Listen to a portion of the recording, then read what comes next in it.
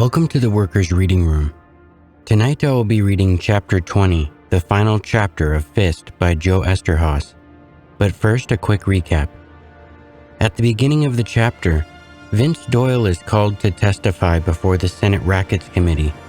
Vince pleads the Fifth, refusing to answer any questions. Senator Madison uses the opportunity to make Vince look foolish. While Vince is testifying, multiple truck drivers in Washington, D.C. are tasked with disrupting traffic in the Capitol by causing truck breakdowns in strategic locations, including the White House. They are effective in shutting down the streets of D.C. and making F.I.S.T's power known. Later, Madison attempts to get Abe to help his investigation by testifying at the hearing. Abe refuses, preferring to settle his issues in-house. Madison asks Abe how long it will take before people like Babe Milano start calling the shots and running the union. The next day, Johnny testifies before the committee. At the hearing, Madison reveals Johnny's dealings with Milano, from loaning Milano money from the union pension to the jukebox deal they made over 20 years ago. Madison then asks Johnny about the man he killed all those years ago, proving that Abe gave Madison the information. The chapter ends with Johnny trying to convince Abe not to testify at the hearing, but his pleas fall on deaf ears. Now, the conclusion of F.I.S.T. Saturday afternoon in San Francisco, and Abe Belkin was upset. He had spent the morning reading the San Francisco Chronicle's account of Johnny's testimony in front of the Senate committee. Then he had lunch with Molly and the kids. Now the kids were playing with their balloons in the back room, and Molly sat working a crossword puzzle. Abe paced about, annoyed. The object of his irritation sat not more than 8 feet away on his living room sofa, Special Agent Thomas Brown of the FBI. He wore a dark suit and a conservative tie, and he had a remarkable ability to look alert and indifferent at the same time. Outside the house on Vallejo Street, an agent named De Silva sat in a dark-colored Plymouth sedan. He and Brown worked in teams, 3 shifts a day, guarding the house. A ridiculous precaution, Abe thought, but he had agreed to it, only because it seemed to reassure Molly. Abe looked at the FBI man sitting there on his sofa and stopped pacing. "All right," he said to no one in particular. "I'm going out for the groceries. Same way I do every Saturday." He looked at Molly challengingly. "You coming with me or not?" "Abe," she said.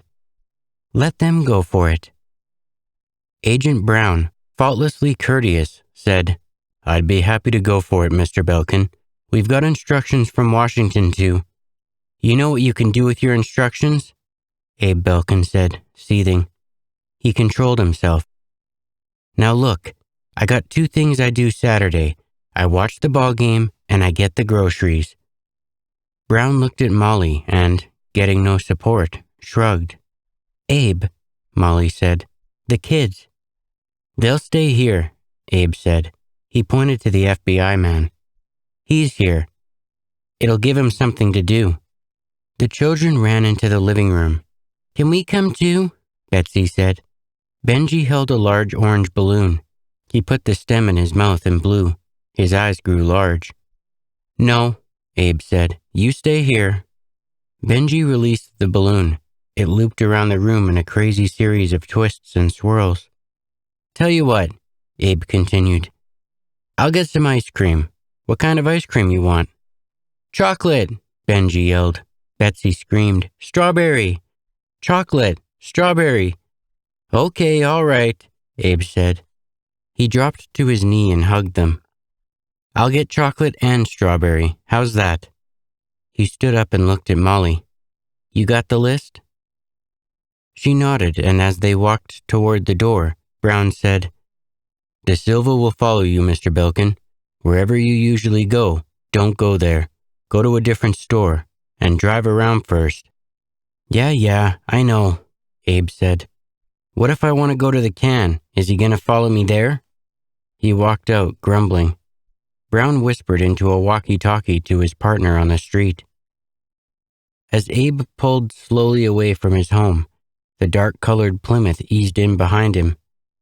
They made their way past a row of large stucco homes, their roofs tiled with red and green terracotta, their doors embroidered with iron. When they reached Divisadero Street, they turned toward the bay and dropped down a hill. Abe turned right on Lombard, drove past a stretch of motels, restaurants, dry cleaners, and small bank branches, then made a left on Laguna. He worked his way around the children playing in Funston Park, turned left on Bay Street.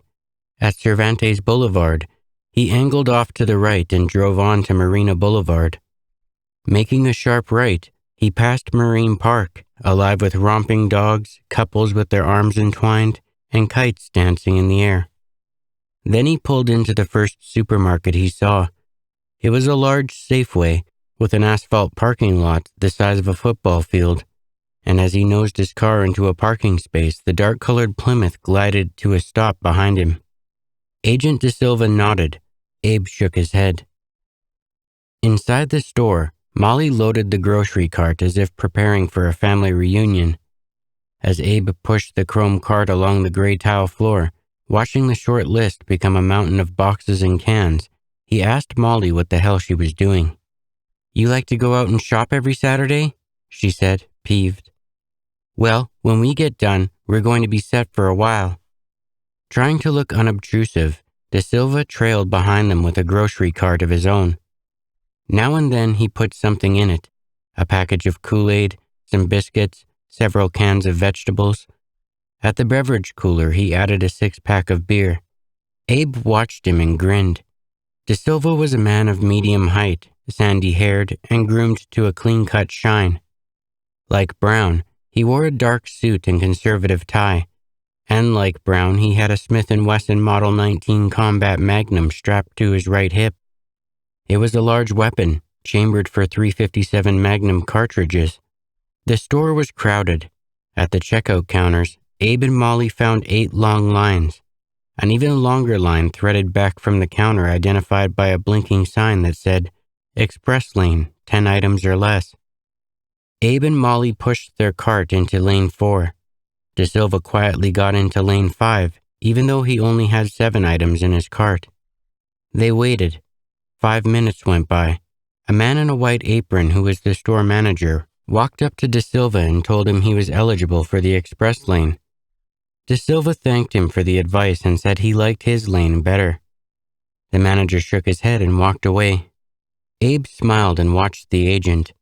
He was intrigued by the way De Silva slowly slid his eyes about, studying, appraising, noting each customer, accomplishing it all without drawing attention to himself. He wondered exactly what De Silva was looking for, and he tried to follow his eyes. He saw Toledo scales on the checkout counters, displays of razor blades, candy and gum, and stacks of Reader's Digest. Tracking De Silva's eyes, looking up, he made a note. There were 18 rows of fluorescent lights, 16 tubes in each row, 288 tubes in all. "Damn," he said suddenly. Molly looked at him. "The ice cream." Molly turned and started back toward the aisles. Abe reached out for her. "I'll get it," he said. He made his way past a row of Huffman meat coolers, down an aisle stocked with canned soft drinks, macaroni, and dried soups, and passed under an archway of paper flowers. At the freezer compartment containing the ice cream, the refrigeration unit made a clanking noise, and on top of the cooler, stacked in neat rows, were cans of Hershey's chocolate-flavored syrup, boxes of sugar cones, and containers of fudge topping. Abe took a gallon of chocolate ice cream and a gallon of strawberry from the compartment. He retraced his steps, moving back through the archway of paper flowers, down the aisle with the soft drinks and macaroni. When he reached the checkout counters, he stopped cold. 2 men dressed in work clothes and ski masks over their heads held shotguns trained on the checkout stands. A third man, also wearing a ski mask, was making his way from one cash register to the next, dumping the money trays into a cloth sack. Abe moved slowly to Molly's side. "Nobody moves," one of the gunmen yelled. "Nobody gets hurt." He waved the barrel of the shotgun in front of him like a wand. Abe glanced at De Silva questioningly. Almost imperceptibly, De Silva shook his head. At one of the two entrances to the store, a security guard in a tan uniform, around the corner and out of sight when the gunman entered, was creeping into view. He had his gun drawn. He seemed terrified. Something in the customer's eyes at the checkout counters caused one of the hold-up men to whirl. The security guard fired. A split second later, there was a shotgun blast. The guard screamed and slapped his hands to his face. He staggered backward. Tiny crimson holes appeared on the front of his tan shirt. "Run!" De Silva screamed to Molly and Abe. He drew his weapon suddenly and pulled the trigger, sending a bullet whizzing by the head of one of the hold-up men. Then the shotgun exploded again, and De Silva doubled over as a cloud of steel pellets tore into his stomach. The gunmen ran for Abe and Molly. They aimed their shotguns. Blasts ripped the air. Abe went down first, then Molly, both blown off their feet by shots fired at their heads. The gunmen pumped their weapons and fired wildly in the general direction of the customers. The customers bolted, panicked, and dove into the aisles screaming. One of the gunmen moved over Abe and Molly. He pointed his shotgun down at them. He fired 4 times, each shot for the back of their heads. The gunmen backed out of the store. They got into a late-model Chevrolet, started the motor, then pulled slowly out of the parking lot and into the flow of Saturday afternoon traffic. The ski masks came off and one of them said to the driver, "Real careful now, no speeding." "I'm not speeding, Arnie," the driver said petulantly. The Chevrolet swung onto Van Ness Avenue, made a right turn on Turk Street, then zigzagged to a small garage on Bartlett Street, not too far off Market. One of the double sliding doors was up and the Chevrolet pulled in next to another car. The garage was dark. "Come on, hit the light," one of the gunmen said. "Will you let me get out of the car first, Arnie?" someone said. The instant the light blinked on, 2 men stepped from behind the second car.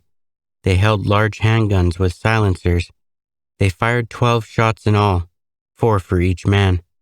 No misses. Cole Madison and Dave Roberts hurried down the corridor of San Francisco's Letterman Hospital, an FBI supervisor and detectives alongside them. "2 of them were DOA, Senator," the FBI man said. "I don't know how this one is still alive." "Have you got a name?" Cole Madison said. "Arnie Jurek. He's 34, born in Saginaw, Michigan." "What about his record?" "We haven't got anything on him the last 4 years, Senator." "Before that?" "He was an enforcer for Shondor Gerke in Detroit." Madison smiled. "Gerke," he said. "Witnesses?" Roberts asked. "Nobody saw, nobody heard. It's that kind of neighborhood." "Perfect," Cole Madison said. "Hit Belkin, hit the hitmen." The FBI man stopped by a door guarded by 3 policemen. "In here, Senator." They walked into the room. Madison nodded at the doctor and walked to the bed. The man was red-haired, his face bluish and swollen. "Jurek?" Madison said, leaning close to him. "Can you hear me?" The man didn't respond. "You're going to die, Jurek," Madison said. "You haven't got a chance." "Senator," the doctor said. "Who hired you?" Madison said. "Was it Milano? Did Gerke hire you? You were supposed to hit Belkin, weren't you?" There was silence in the room. "It's too late, Senator," the doctor said quietly. "He's dead." At the press conference in the crowded Senate caucus room, Cole Madison stood next to the Attorney General of the United States. "I regret to announce, therefore," Cole Madison said, "that the Senate Rackets Committee is concluding its hearings. I believe the Attorney General has an announcement of vital significance." The Attorney General, a reed-thin, elderly man, stepped to the microphone. He spoke quietly. "I will only make this brief statement, ladies and gentlemen, and will answer no questions." He read from a prepared text. "At 7 o'clock this morning, the Justice Department, acting in concert with the Federal Bureau of Investigation, the Internal Revenue Service, and several other government agencies, launched a wide-ranging investigation of all the activities of the Federation of Interstate Truckers. This investigation will be conducted jointly with Senator Madison and the members of the staff of the Senate Rackets Committee. As you know, a separate task force of 56 FBI agents was yesterday assigned to probe the execution-style slaying of Mr. and Mrs. Abraham Belkin and Special Agent Theodore De Silva. The Attorney General stepped away from the microphone. "Senator Madison," a reporter shouted, "was Belkin's testimony going to be damaging to Kovac?" Madison paused. "Yes." "What was he going to say?" "Mr. Belkin was going to confirm some things we had probed earlier." "Can you be more specific, Senator?" a reporter shouted.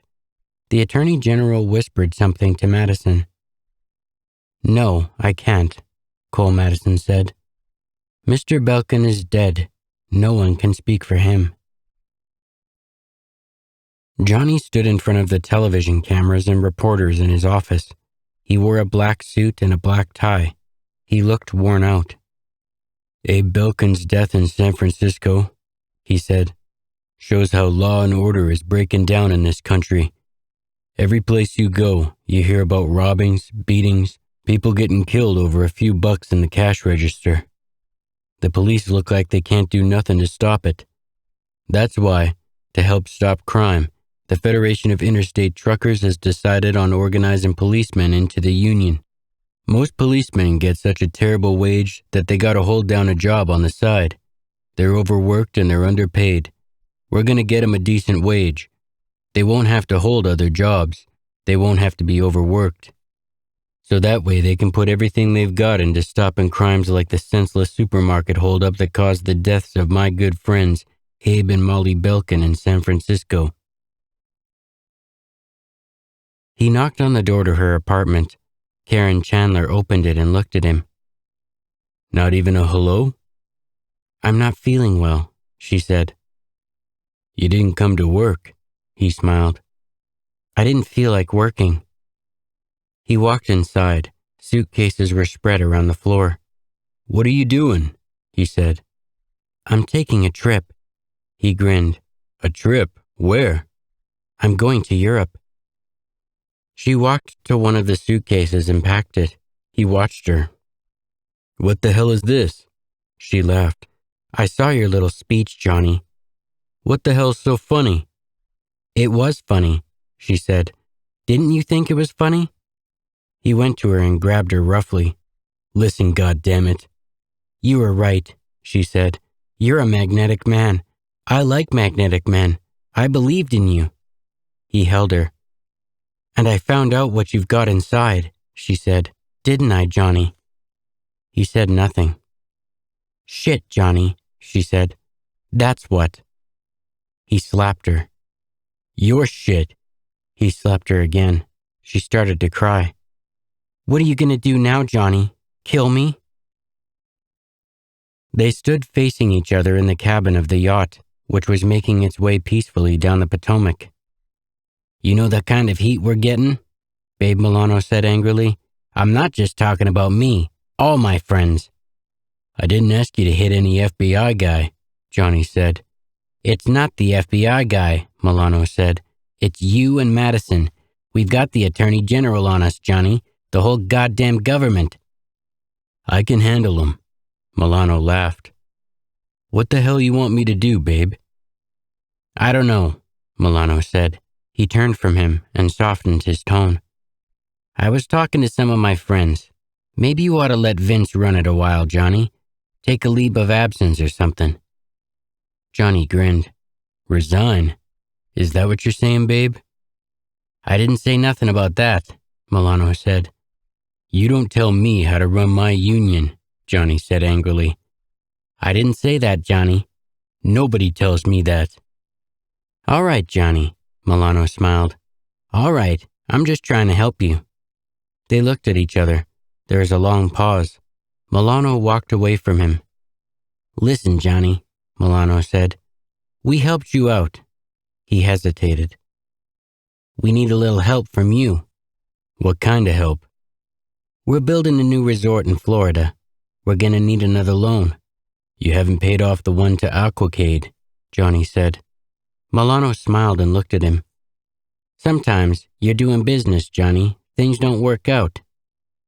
That money ain't mine, Johnny said. It's out of the guy's pensions. Milano paused. You take a loss, he said softly. I can't do that. You can't, huh? Milano said. He turned on him furiously. That guy was going to put you out of business. Is that what I told you? I can't do that? That money pays their pensions, babe. When they retire. Fuck their pensions, Milano shouted. I saved your ass. Look where it got us. Look at the heat. He paused. I don't give a goddamn what happens when they retire. 3 weeks after Abe's death, Ilona Kovac died of a heart attack. She was buried alongside her husband in the little cemetery on the hillside in the flats. On the way down the hill toward the limo, Johnny saw Mishka and hugged him. Mish, he said, we're gonna miss her, Mish. Yeah, we will, Johnny, the old man said coldly. He walked away. Johnny walked down to the limo with Anna and Joey and glanced back. The old man was walking slowly across the hillside, flowers in his hand. Wait in the car, Johnny said to Anna. He walked back up the hill. Mishka had stopped in front of a large marble stone that said, One for all and all for one, in memory of the victims of the Funeral Day Massacre, Cleveland, 1935. Mishka put the flowers on a grave. Johnny looked at it.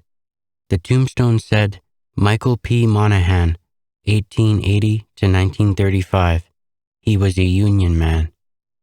Mishka walked over to him. They stood there, staring at the gravestones. She was a fine woman, your ma, Mishka said. Johnny didn't say anything. After Abe died, her heart, it get tired. Johnny didn't reply. Mishka looked at him. Is it true, Johnny, what they say? He paused. It was you? Get Abe? It's a lie, Mish. Madison's lie. The senator's lie? Yeah. They looked at each other. Then Johnny looked away. There was a pause. I don't believe you, Johnny, Mishka said quietly. He looked at Monahan's grave. Him? He said. All of them. They die for nothing, Johnny. He walked down the hillside. Johnny stood there. In the limo on the way home from the cemetery, Johnny sat at one end of the back seat, staring out his window. Anna sat at the other end, her face a mask. Joey sat between them. Joey said, Why did we throw the flowers into the grave, Mommy? Why did we throw the flowers? Johnny looked at him. Daddy's crying, the boy said. Daddy, don't cry. Johnny turned away from him. Why is Daddy crying, Mommy? The boy said. Anna put her arm around the boy. She drew him close to her and stared straight ahead. Dave Roberts stood beside Dorothy Rohr in the Senate caucus room. They were surrounded by reporters. Dorothy Rohr was crying. I didn't want to hurt nobody, she said. I just needed the money. Who paid you the $10,000? A reporter said. Miss Rohr has identified the man, Roberts said, as Paul Bernard Marr, a high-ranking union official and aide to Johnny Kovac. What did Marr tell you? A reporter asked.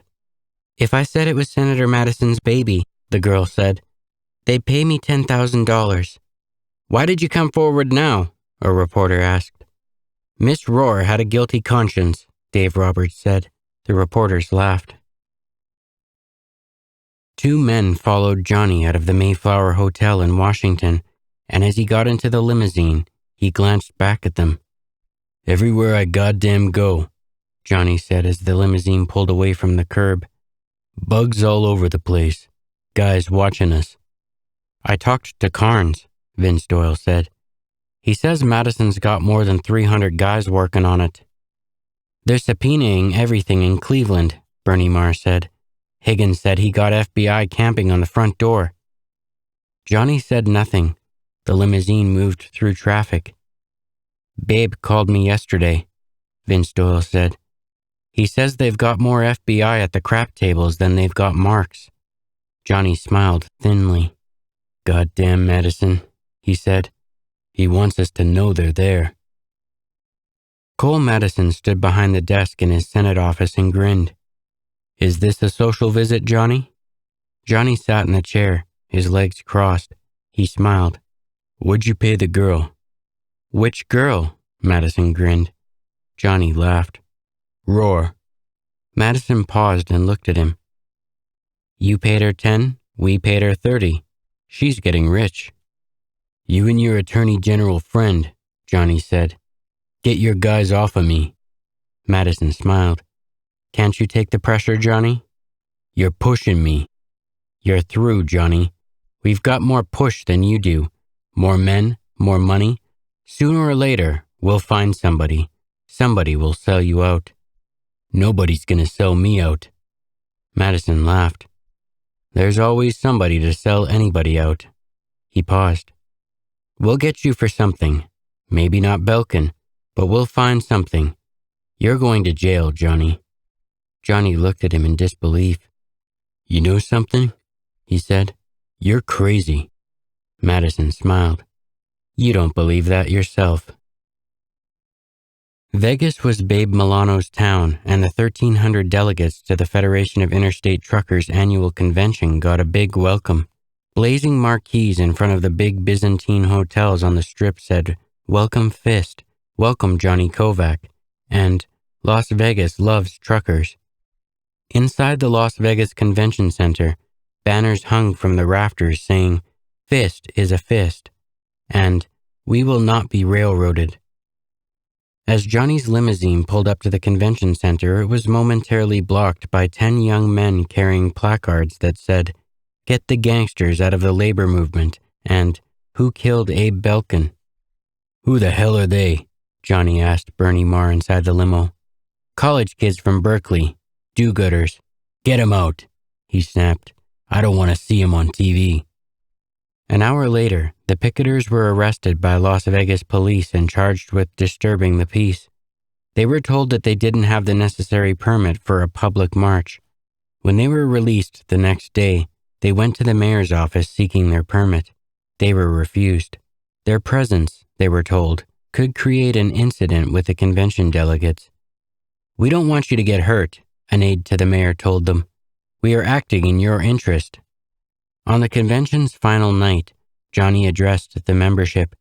He gave a fiery, bare-knuckled speech which got front-page coverage from the New York Times the next day. Our biggest objective in the next year, he said, is to sign up every policeman in America into this union. It's the least we can do for as good a union man as my friend Abe Belkin. The delegates cheered. Cole Madison can go to hell, Johnny shouted. The Justice Department can go to hell. Nobody's going to destroy this union. They were alone in Milano's lavish penthouse suite overlooking the Strip. It's Madison, babe, Johnny said. He's causing the whole thing. Without him, they're going to back off. He paused. There's no other way. You gotta be out of your mind, Johnny, Babe Milano said. You don't hit somebody like him. He wants to send me to jail. Don't you understand that? Johnny said angrily. He's a United States Senator. The guy's crazy. I'm telling you, there's no other way. Johnny, Milano said, he's got the Justice Department, the Treasury, the FBI. I don't know what goddamn else. He paused. You're fighting the whole government. Johnny looked at him. We're in this together, babe, he said quietly. He gets me, he'll get you too. There was a long silence. It's too big for us, Milano said. Not for me, it ain't. Milano looked at him. There was another pause. I can't give you an answer, Johnny. I've got to talk to my friends. There's no time for talking, babe. Johnny, Milano yelled. I gotta talk to him. How long? I don't know. I'll let you know. Milano turned away from him. He changed his tone. How's Anna? Johnny nodded. The boy? Johnny nodded. What do you think about the Browns this year? Milano said. Johnny didn't say anything. You know that Jimmy Brown, he ran up 1,863 yards last year. Johnny didn't say anything. Milano grinned. 1,863 yards. What a guy. Johnny reached for his coat.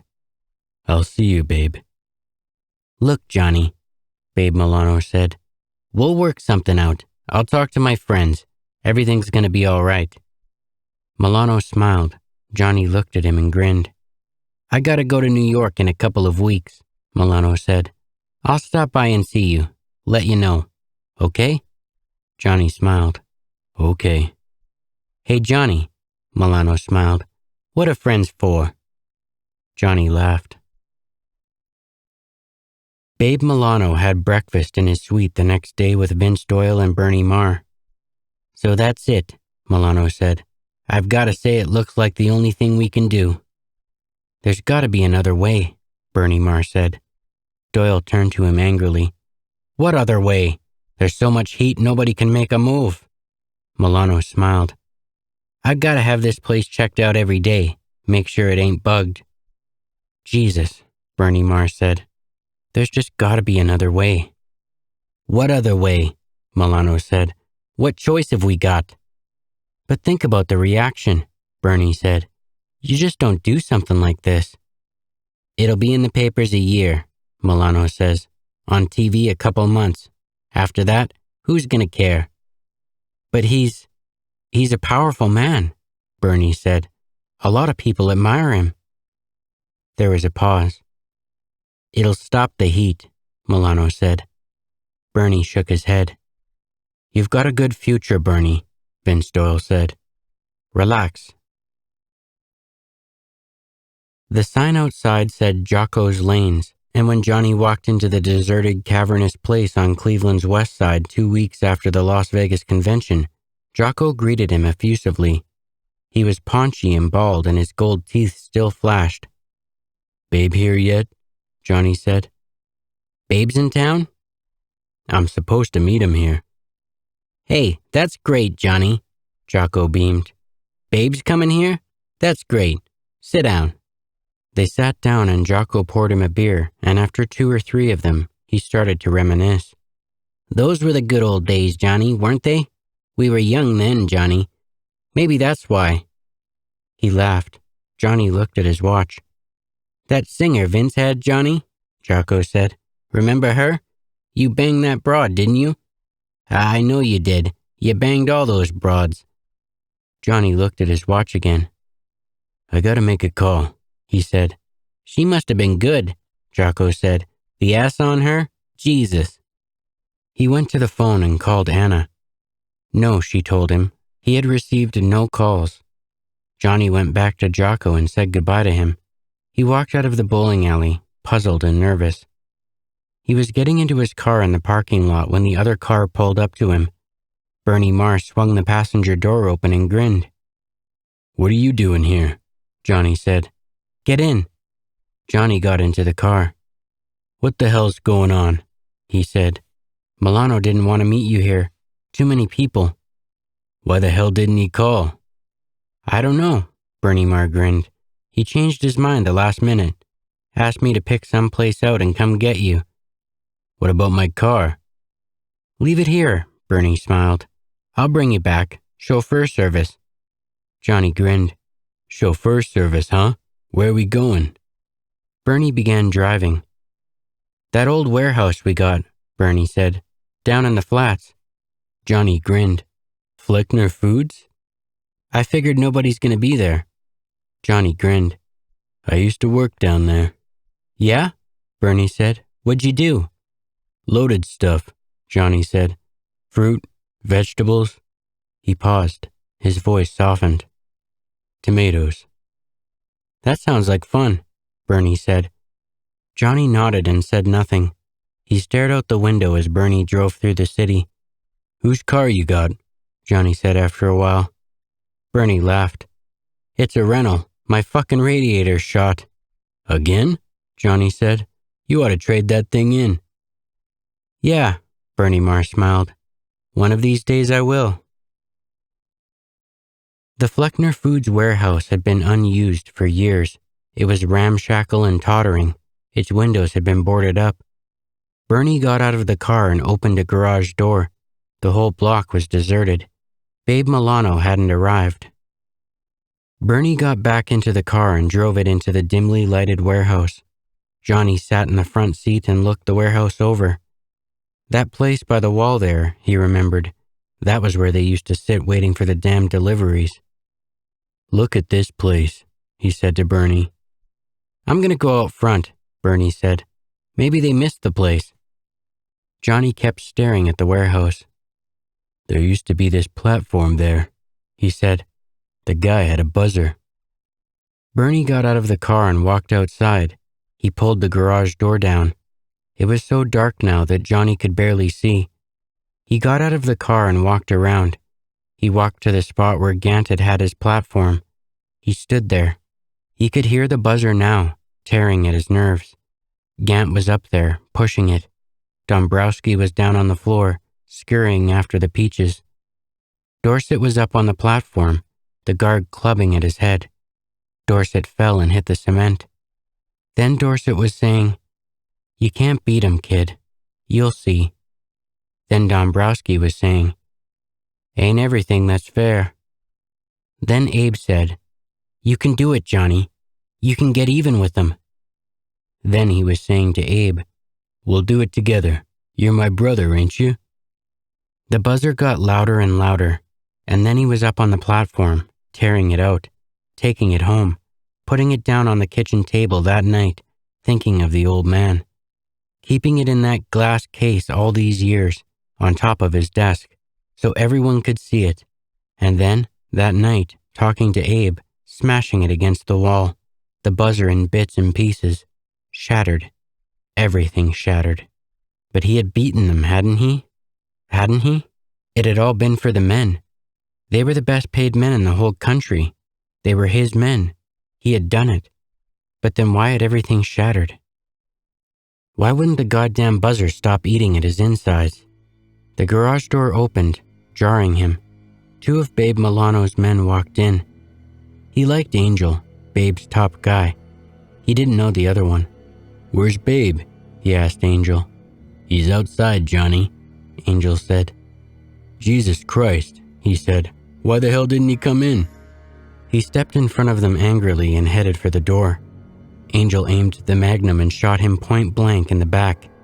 He went down, then rose and staggered toward the garage door. There was a shaft of light there. The buzzer kept going off in his head. Angel fired again. Johnny sank to his knees. Someone slammed the door shut outside. The shaft of light darkened. He couldn't hear the buzzer anymore. He pitched forward on the warehouse floor. Angel stood over him and fired the Magnum again. "Get the bag," Angel said. And that is the end of the chapter and the novel, F.I.S.T. by Joe Eszterhas. Thank you for listening to the Workers' Reading Room. Have a good evening.